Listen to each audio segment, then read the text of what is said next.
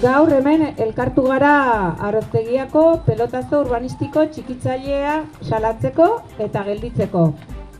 PESIS bidez tramitatu dute hau, baina zer da PESISa?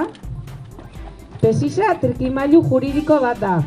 Bertako administrazio eta herritarren erabakien gainetik pasatzeko proiektua inposatzeko interes orokorraren izenean.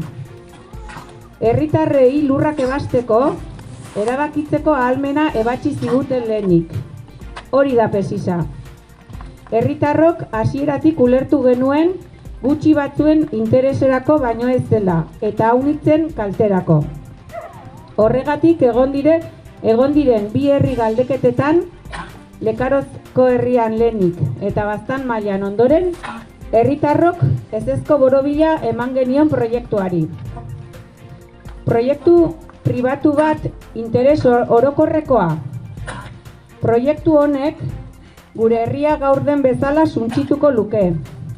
Gure begiz ikusi dugu aste honetan zehar.